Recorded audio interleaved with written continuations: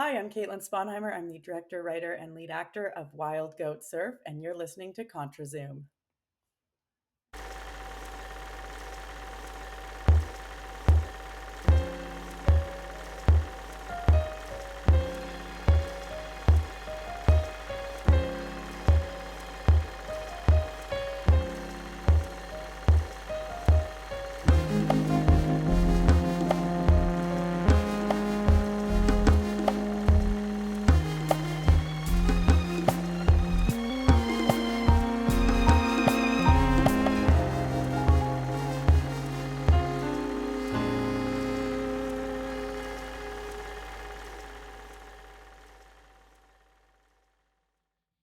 This is ContraZoom, where we go back and forth about film. I'm your host, Dakota Arsenault. It's time to fully put a bow on our Vancouver International Film Festival coverage for 2023. We did a preview episode, plenty of written reviews that can be found on contrazoompod.com, and then a wrap-up podcast. We have one more episode to share with you, and that is our interviews we conducted. Today, we have two exciting conversations to share. First up, we have the director, writer, and star of Wild Goat Surf, Caitlyn Sponheimer. We have a great talk about the intersection of surf and skate culture and what it's like to direct yourself. Afterwards, you can hear my chat with one of the actors from I Used to Be Funny, Olga Petsa. We chat about starring in a pretty serious film that is chock full of hilarious actors and comedians. If you listen to the podcast on either Spotify or YouTube, you're in luck as you can watch the interviews too. Before we get to them, I mentioned last week that the festival hadn't fully concluded, and I would mention the big prize winners overall. After the screening of every movie, you have the chance to rate the film out of 5, and the movies with the highest scores would be eligible for the Audience Awards. There were 9 different programs that films were slotted into, and each program had an Audience Award winner. Here are some of the winners. For the galas and special presentations, it went to Hirokazu Koreeda's Monster, which was the best film I saw during the whole festival. The Showcase Award went to The Monk and the Gun, directed by Peo Chonyang Dorji, I hope I pronounced that correctly, who previously directed the Oscar-nominated Lunana, A Yak in the Classroom. The Panorama Award went to Irina's Vow, directed by Louise Archambault. The Northern Lights Award went to Before the Sun, directed by Banshee Hanus, which I'll link to my review of the documentary in the show notes from way back at Hot Docs. And in the Altered States Award went to Humanist Vampire Seeking Consenting Suicidal Person, directed by Ariane Louise Sees, which I'll also link to Jeff Bulmer's review in the show notes. Speaking of the ContraZoom website, make sure you have it bookmarked as we are increasing our film reviews. We have excellent coverage from the New York Film Festival with reviews of The Zone of Interest, The Boy and the Heron, and more already posted. We'll be covering Imaginative later this month too. Without further ado, let's get to the interviews.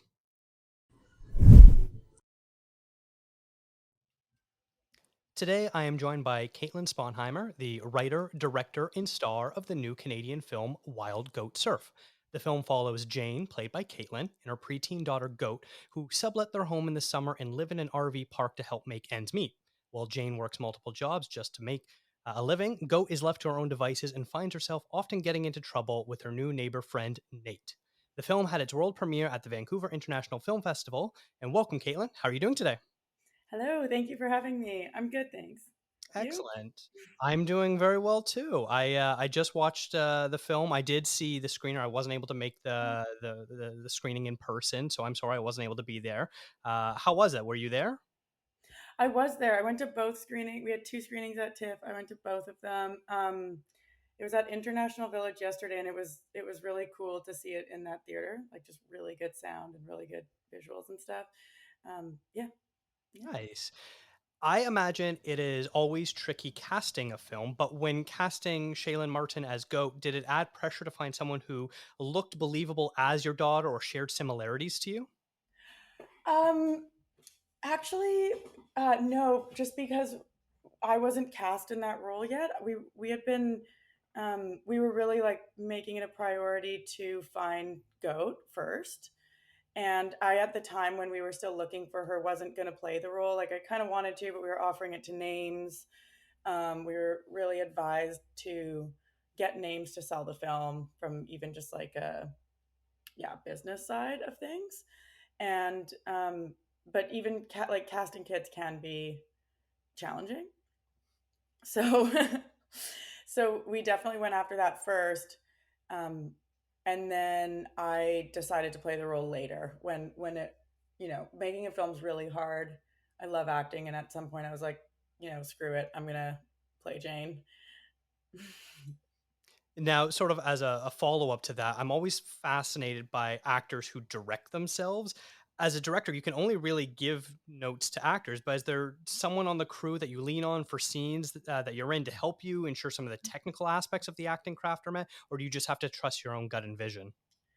I think there's a little bit of both, but I definitely leaned heavily on the team, like, and in that way, just meaning like we really really prepared in advance, and then I also just really surrounded myself with people that I trusted. Mhm. So Joseph Schweers, who's the DP, um, he would kind of always give me like a, if it was good, like we're good to go. And there was a couple other people on set that I've been friends with for years from Montreal, that were actors as well, that do multiple things. Like Robert Montcalm was our stunt coordinator, Kaylee Schwanier was our costume designer. They're both actors, and Kaylee played a role in the film as well. And so, kind of depending who was on set and what the scene was, I would sometimes go kind of ask somebody. Sometimes I knew. I was like, okay, it's fine. We're good. Never watched playbacks though, and I think that was actually a beneficial thing. I Mm, think I meant to, and then we just would run out of time and stuff. It just, yeah. But yeah, so yeah, definitely trusting the team for sure. Yeah, preparing nice. a lot. Yeah, I imagine that doubly so when you're pulling multiple duties like that. Mhm. Yeah. So this movie deals with an intersection of both skate and surf culture. I was sort of wondering, what was your connection to the two sports? Oh, thanks for asking that, because no one's brought that up yet, and it's so interesting. Pretty much none. Okay. I've always found, or especially none before the film. Like I've just always found, surfing was something I was always really enamored with. Like I just thought it was so cool, and I've loved the ocean forever. Like I've always felt so at home near the ocean, and I've always wanted to end up there. I guess like living near the ocean, but yeah, there was none. I'd only surfed like once before in my life for the film. And then skating, I had like no connection to really. But I really found those cultures interesting. And the more I researched, the more I dived in and watched like a bunch of surf videos and skate videos and started to learn about the culture, I loved it even more. Um, and connecting, like the surf element was part of the script first, and I knew something was missing, and skating kind of came in second to kind of support that arc with goat wanting to become a surfer.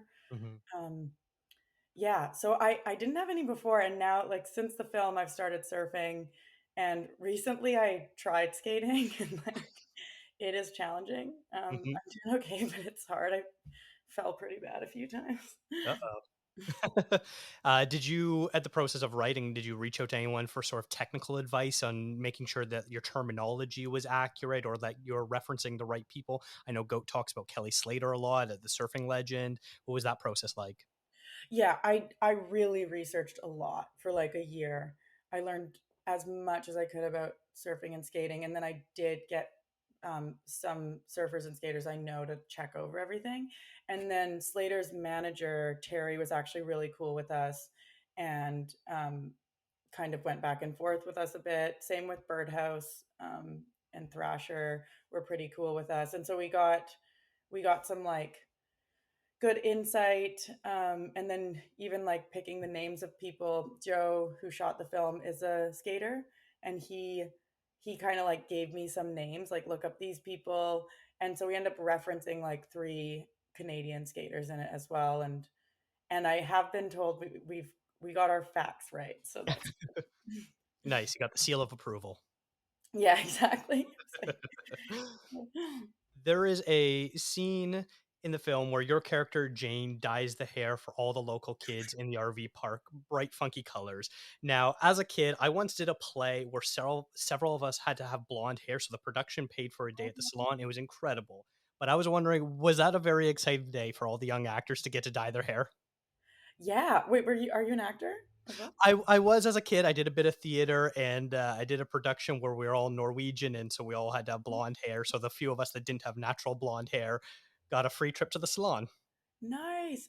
Yeah. Yeah, it was a very exciting day for them, and because the colors are so bright, everyone had to be, like, fully bleached first, and so it was like a very long day for everyone, and we were kinda cycling them through and then shooting with who was done and stuff. Um, yeah, but it was I think they loved it, and then we had to change it all back, like, a week later, except for Goat. Goat kept her pink hair for till we, like, went out to the coast and finished the shoot. But yeah, they were having I mean, they had, like, a ton of fun with it for sure. Yeah, I was curious about how something like that would work for a shooting schedule because you don't normally shoot things in chronological order. And obviously, Goat, most of her hair is pink in the movie, but then some of the kids are blue or green and they have to go back. I imagine that was very difficult. Yes, you nailed it. It was hard. Like, Jesse, was our first AD, I went into his office one day in prep, and he just had cut the entire script out, all the scenes, and was just trying to figure it out, like and basically from, like we had it was, like, scene 96 or 97, and it was, like, a line in the script, and it was, like, "That's when the kids' hairs died." So we tried really hard to, like, keep it separate. And actually, we did a really good job. The only person who had wigs was Goat, and it was because she's in so much. So we had a blonde wig and we had a pink wig, and we tried our hardest to shoot the most we could in those sections. But there's like a few times when like she had pink hair and we were at one location for one day, so then we'd have the wig on her, which I was like, I won't talk about the wigs, so nobody knows. But now here I am. Just edit this part out completely. No one will hear about Exactly. it. We speak It about was the not noticeable at all, so you're good to go. good. Yes, that's the goal. Now, I really like the concept of Goat becoming best friends with Nate, even though they knew it'd only be a temporary relationship. And I feel like it's a common experience that a lot of people go through as kids. I think back to these intense but very short lived friendships I had as a kid before the age of social media made them. And it sort of made them feel like ghosts of my past that I can never fully remember. I was just wondering, do you think Goat and Nate ever found each other again after Nate's family left the RV park? Oh, this is such a nice question. Yeah, I mean, I want everybody to to think like I want them to have their own experience of what they think happens because we obviously don't know. I think too because it takes place in early 2000s. It's not like let's add each other on Instagram and Mhm. you're friends forever. Like that person goes and maybe you like pen pal them for a while. Like I know I did that with some kids I met like when I was like 10 in an RV park, and we'd like literally write each other letters for like a year, and then at some point it fades out. Mhm. Um, yeah, there was an old version of the script where at the end, Goat we see her older goat surfing in a competition, and she comes out of the water, and Nate's there growing up, and they like see each other, and that was the end of the film. And that's obviously not the end of the film anymore for so many creative reasons that I decided against. I like the ambiguity of it, but um, yeah. So in my head, I'm like, I hope they do. Yeah, I understand what you mean. Now, speaking of the early 2000s, the film does take place in 2003. And while I can't find any information on it, I presume you would have been around Goat's age back then. Is this film autobiographical at all, or is this a work of fiction? It is fiction. There is aspects that are close to my life in it, but it's definitely not autobiographical. I did spend my summers going to Penticton with my family, but my circumstances were definitely a lot different than Goats. Um, but I think it's hard. I think as a writer, you kind of put yourself in some of your characters, maybe some a little bit more than others. Um, but yeah, and you are right. Like that early 2000s period was definitely when I was like a teenager going to the Okanagan and Mhm. like, making these friendships it's just like the best summer ever. Nice. Now, this is your feature film directorial debut. When you're graduating from shorts to features, How do you know you're ready to take that leap? Was it just a matter of having a script that was long enough, or did you feel you had learned what you needed to on a smaller scale and were ready to take the next step in your career? I think that for me, it was ignorance. I was never like, I'm ready. But I never felt like I wasn't ready either. Like I kind of just, um, I just like to make things. So I never really questioned my capabilities in that way. I definitely, it's not like I was like 100% got this, but I think it kind of presented itself. I've written a lot of scripts and written features before, so it wasn't necessarily about having a longer script. It was, I think, being given the opportunity to do a feature, to get that funding. Um, and then once you're given that opportunity, I think you kind of rise to it. But I mean, the thing about a short, it's the exact same thing. You're just doing a lot longer shoot, Mhm. basically, and a lot more prep. So um, yeah, I think if you, I mean, I really do think preparation's kind of the name of the game for me, at least. Like, and surrounding yourself with people you trust. Like, that was kind of my thing is like, I got this if I trust my team. Mhm. Because it really is a collaborative process. Like, everyone's souls are in that, especially like the really key creatives are right in there. And you have the person who's like labeled the director, right? But everybody's there kind of holding that person up. Um, and letting them create it. So I actually I felt quite comfortable doing it, to be honest. That's good. Yeah. Were there any new or unusual obstacles you came across that you necessarily hadn't experienced when making the short films that you did on this full length feature film? Oh, definitely. Like so many. I mean, um, and I think it's impossible to make a film where there's not challenges and there's not like a fire every day, but you kind of just keep going forward. The A big thing for us was like the kids had short hours, and I hadn't worked with kids before either. So making days was a thing. um that was definitely like we kind of got into the swing of it more, but making days was like a big thing. We ended up adding 2 days, which I was lucky enough that we were even able to do that, else I would have lost some stuff. um but we Yeah, we were able to add 2 days. I think making the days was the biggest thing, and a big part of that was just kids. Even just like the focus and there's just more happening. Mhm. And then directing wise, not really. Like, I think producing wise, it's just a much bigger, more complicated thing. Like, it's just a ton of work to produce a feature. And that is something that I was like, wow. And I had produced features before, but not where I was so deeply like involved and ingrained and like legally responsible and stuff like that. Yes, this was your baby. Yeah, yeah. Now, in preparation, I was able to watch two of your shorts that are available online: "Kitty's Naughty Knickers" and "The Ugliest of Them All." And I was surprised of just how kinetic and absurdistly comedic they were compared to the much more grounded and the hard on the sleeve nature that Wild Goat Surf is. I was wondering if you could kind of talk about wanting to make a more dramatic film. Yeah. First of all, thanks for watching both of those. And yeah, they are so weird. Hey, They are, yes, but in it's a fun. really good way. Oh, thank you. Those are the two weirdest ones as well. I love absurd stuff and I love dark comedies. And I find I find like we have this beautiful medium to do whatever we want that's not like real life. So I always found a lot of pleasure in kind of heightening all the circumstances. And it's there very subtly in Wild Goat Surf, like just even like how we shoot Jason and like Hmm.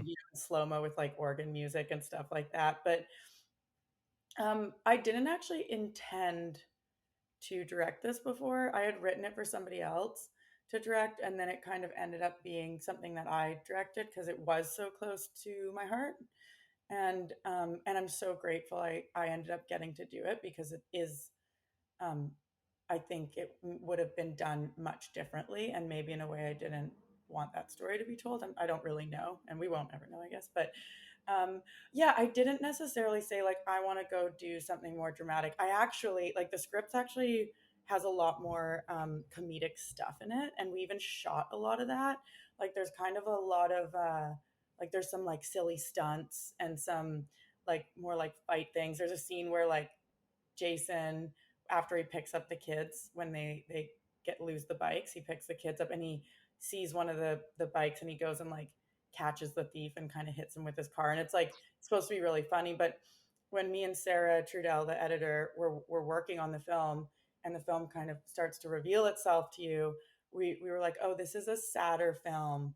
This is a deeper film than we thought. And that's a really cool experience to like you to allow your mind to change about what you've created, because how it was written and even like I was saying, a lot of how it was shot, it was going to be a funnier, quirkier film, and we had to kind of allow it to be what it wanted to be. And that was an interesting lesson for me, actually, in letting go of an idea of what you've created is. It's very much what I wanted, just lacking some more of the comedy, which I think we kept in ways like with Speedo Man, but all the comedy we kept like was upheld through the kid story, Yes. instead of just placed there for like, oh, I wanted this. It was always like it's the kid's point of view and that's how they see things and it's fun. And if it was in Jane's world and the parents' world, it was a little more serious. Mm. Um, so yeah, I didn't really choose it, but I'm really um, happy I did it because it was a really cool experience to do something with a little where everything wasn't a joke. Fair enough. Now, I'm glad you mentioned it because I did want to segue into this as well. The film features this beautiful, fantastic, mostly organ score composed by Kane McKenzie. It's grandiose and haunting at the same time. What were your conversations with Kane like to bring this music to life? Yeah, Kane is so brilliant. I want to work with him forever. Um, yeah, it's so funny. Our process was very long with the score. Kane came on before we shot, and that was very purposeful. I wanted someone before, and then I wanted to hear some samples of the music that I could listen to on set. And Kane kind of didn't. He like wasn't super jazzed about doing that. He's like, I don't want to like. It's like he said in a Q&A the other day, like every director wants to hear stuff before, and it's like I can't just compose a film when you haven't shot anything. Like, but he was gracious enough to make me like a few sample things. And I had, in our conversations, I'd always been like, I'm obsessed with the organ. Like I love pipe organ, church organ. um, and I'm not religious. I like the sound of it. And he was like, okay, so I'll throw some of that into the sample just so like she knows I'm listening to her, was basically like what he said the other day. And I loved it so much. Every time I heard the organ, I would like, I listened to it every night. We were shooting, and then I'd often listen to it driving to set with like some of the crew. And it was so awesome. And then for a while we got away from the organ, and we were experimenting with like different early 2000s stuff, like um Gwen Stefani sounding stuff and like Backstreet Boys, and like, do we cover all these popular songs with women? And you know, we kind of started to go down that route, and we went down that route for so long that we pretty much have a fully scored film with that and some organ through it, because we always kept that sample organ Kane sent. And actually the first piece of editing I saw was Sarah had taken that sample. It was like maybe a minute long of organ. It was stunning. And she edited the end sequence to it.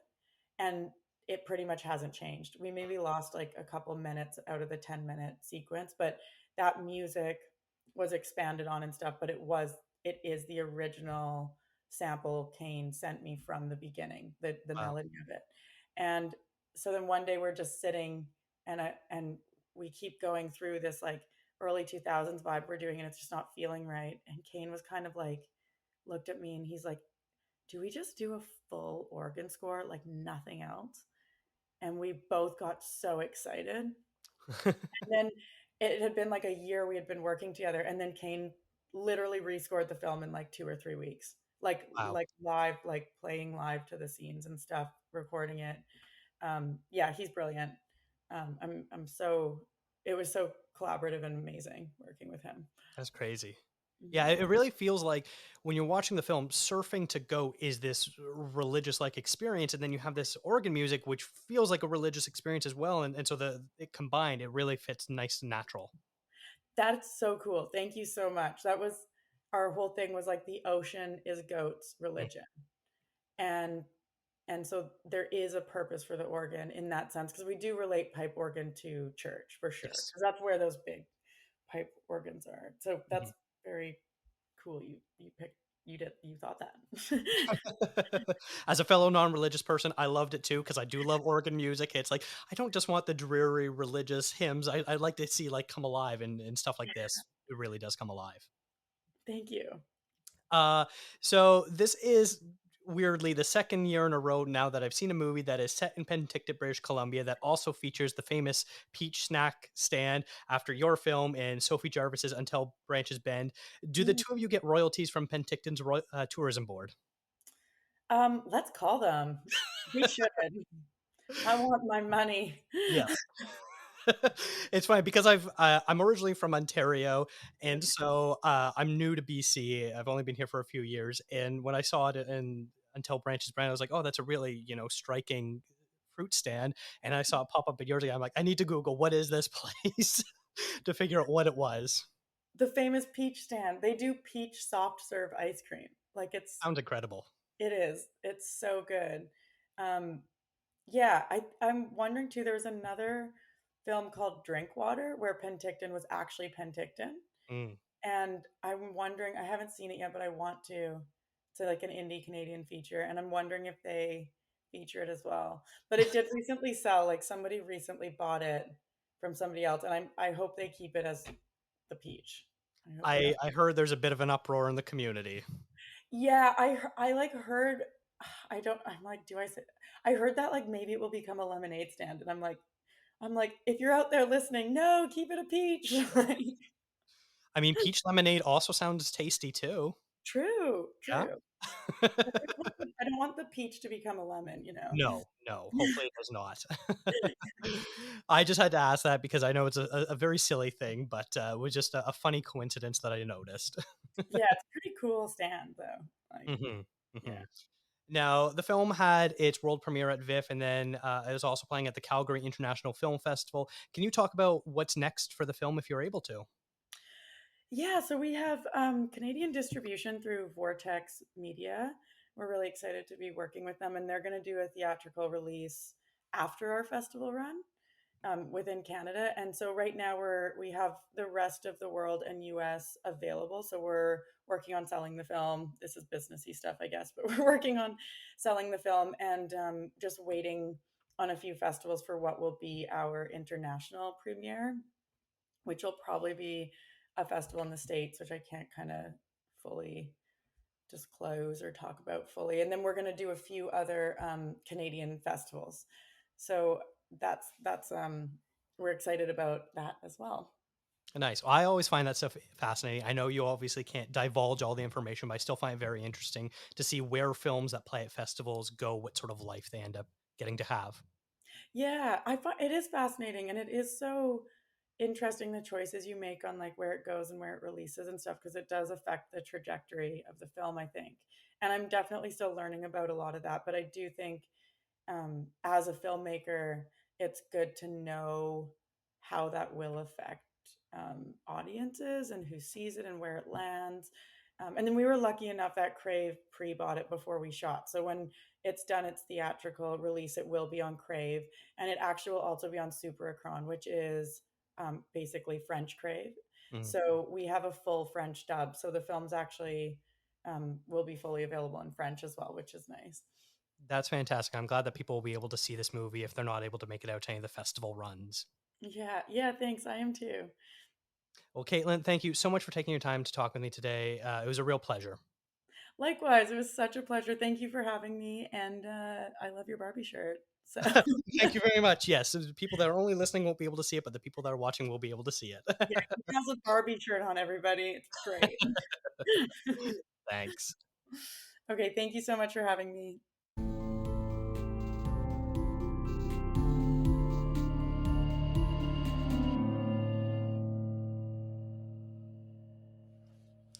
Today, I am joined by an actress in the new Canadian film I Used to Be Funny, directed by Ali Pankew. The film stars Rachel Sennett as a stand up comic named Sam who spends her days as an au pair. After her client, Brooke, goes missing, Sam must go looking for her. Brooke is played by Olga Petsa, who was previously seen in the Netflix movie Mixtape. Welcome, Olga. How are you doing today? Thank you. Thank you. I'm great. Thank you for having me. I really enjoyed the film, so it's a real pleasure to get a chance to talk to you. I'm so glad. Mhm. Now, the movie had its premiere at South by Southwest back in March. Were you able to attend it? And if so, what was it like seeing your movie with an audience? I did attend. It was also the first time that I've ever seen it fully completed, which was crazy. So getting to see it in a theater filled with people, then getting go to the front and speaking was mind blowing. It was. I can't wait to do it again. Nice. Was like the whole cast and crew present? Yes, yeah. It was great to see everyone again and to see just everyone's reactions. It was crazy. Nice. Now, this movie is chock full of comedic talents, including many that share scenes with you, like Rachel Sennett, as I mentioned, Sabrina Jalise, Jason Jones, Caleb Huron, and more. It's unique having so many hilarious people cast, but your scenes are often quite heavy. What was the balance like on set between naturally gifted comedic performers with very serious scenes? It was honestly, I remember, for example, Rachel and it was one of the last days and we were shooting a really heavy scene and she would crack a joke and then get into it right as soon as Ali would yell action. So getting to see that from everybody was, it was definitely new because one, it was my first time ever doing a film that had to be this serious. So getting into it, I had to figure out my own journey, but also seeing everybody else being so calm and yet still being so committed helped me calm down. So it was great seeing everybody being funny all the time. I was learning every day. I was taking my little notes. Was there ever a competition between who can make the other actors laugh the most right before Ali called action? There was not, but I definitely always lost because everybody was making me laugh all the time. Nice. I can totally imagine how that would be a fun atmosphere to be around. Absolutely. Now, often some complaints about movies with teens in them is that sometimes the people that are writing them are so far removed from their teenage years they don't really know how to write believable dialogue for the teenage characters. And I didn't find that the case at all for this movie. Ali Panku both wrote the movie and directed it. Can you talk about how your character appeared on the page and what sort of discussions you had for your portrayal of Brooke? Yeah, so as soon as I received the script, I thought just that. I thought I've never gotten the chance to read a script that portrayed a teenager so truthfully and sort of raw without it being too stereotypical or too, oh, my life sucks. Getting that was already a gift. And then I had many conversations with Ali, with Rachel, about how to approach every scene and just sort of the main backbone of it all was to just remain honest and truthful and genuine and see what came out of it because the script already gave so much that we didn't really have to do sort of overwork it to make it better because it already was so great. hmm Now, normally we think of improvisation in terms of a comedic style of filmmaking. Was there any improvisation for some of these scenes where there are very dramatic moments? Definitely. I actually think that most scenes in the film included improv because it allowed us to just play around instead of just being static all the time. So a lot of just throwing in words, seeing what worked, seeing what didn't. It was definitely a, oh, let me do this. Oh, that totally backfired, but that's okay because I got the chance to do it. Now I can see what works, both funny and not so funny. Nice. Did you do like one the way the script says, and then one kind of the way that you and your other scene partners want to run it? We kind of just went for it each take. We didn't really follow a certain procedure. We just saw what came at us because I definitely was going in with a certain idea of how the scene was going to work out, but then sometimes it would completely change just based on how Rachel would say something at me or Caleb or whatnot. So it was constantly sort of going in, knowing that I did my work, and then letting all of that go and seeing what actually comes out of the scene. Nice. That sounds great. Yeah. Your character is basically split into two parts, a sort of a before and an after revelation is made. One that I don't want to spoil for people who have not seen it yet, but both sides sort of deal with trauma. But the before is more rooted in sadness, while the after is rooted in anger. How did you approach playing these two different Brooks? Since the script, the entire film covered so many topics, it was such an overwhelming amount that I really before I even looked at sort of these dual timelines, I tried to focus on the one thing that I thought was the core of Brooke, and this was this need and longing for connection and love. It was at a younger age, at a later age as well. So focusing on that, having that sort of not necessarily narrow, but just sort of being very on that, and always wanting to feel the support from the other characters.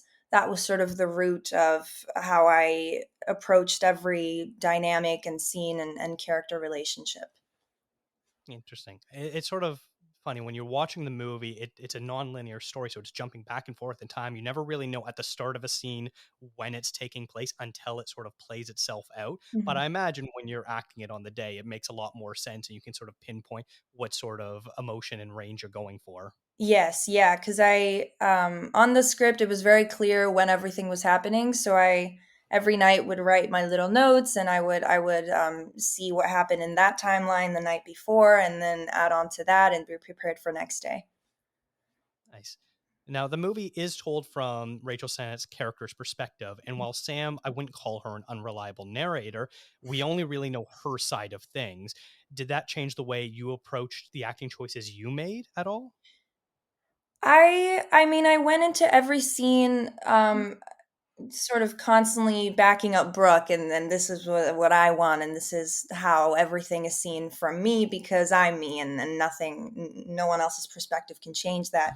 But definitely when we would do scenes, she would throw a line at me a certain way, and that would completely change the way I saw it, and maybe change that up because it sort of opened my eyes to this whole new world, a different perspective that we often don't realize because obviously we're us and we're not the other person.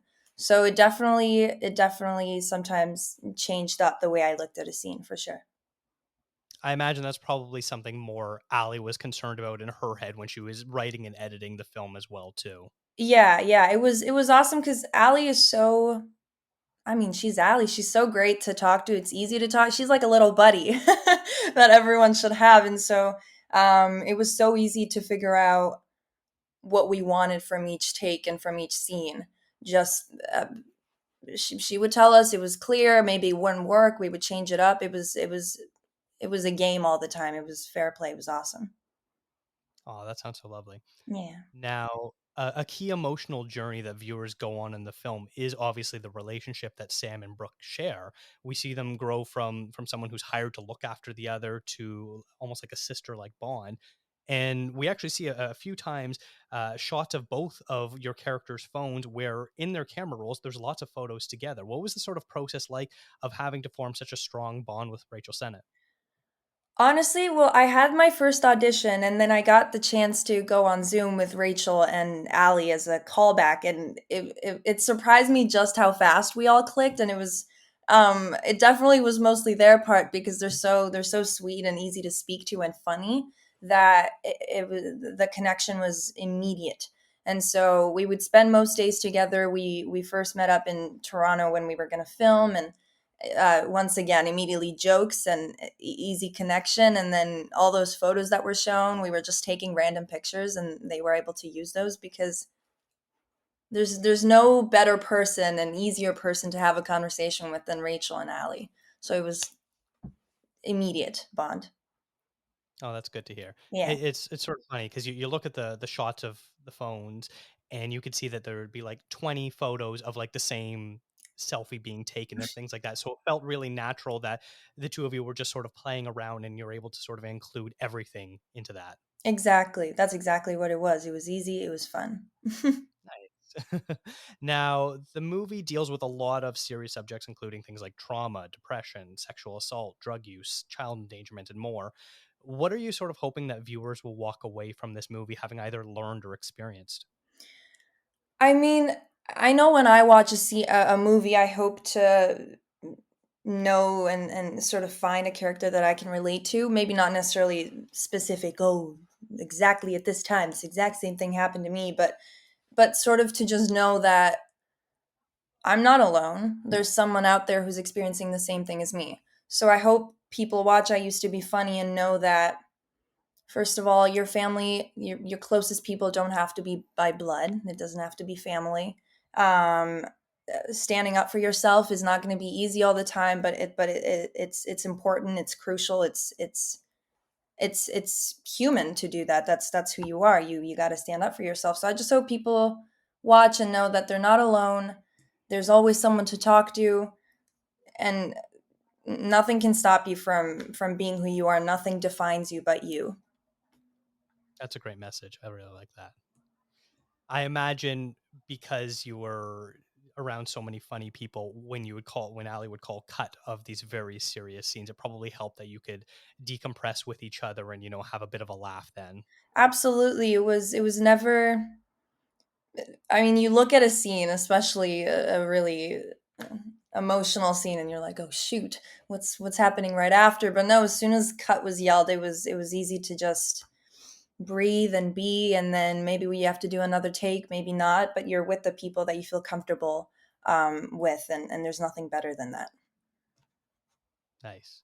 Now, to lighten it up a little bit, the film does take place in both Toronto and Niagara Falls, and I'm from Toronto originally. It was great seeing the city playing itself for a change, which so often it's New York or Chicago or wherever else it is.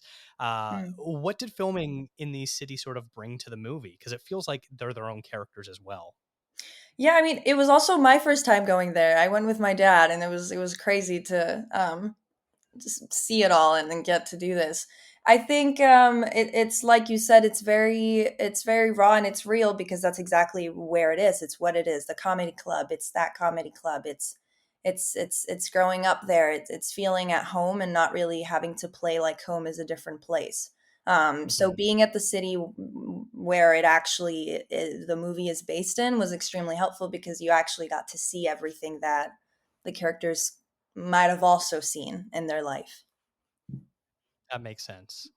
Well, I want to thank you so much for your time today, Olga. I normally ask directors this question, but do you have anything in the works that you're able to talk about or people to look forward to? Nothing at the moment. I'm just excited for I Used to Be Funny to come out. I'm so looking forward to seeing it again in theaters. um and no, I mean you can check out Mixtape if you'd like, and I'm just glad the writer's strike is finally moving along. I agree. And then hopefully the actors can get a fair deal for themselves too up For next. sure. Yeah. Thank you so much, Olga. Thank you so much.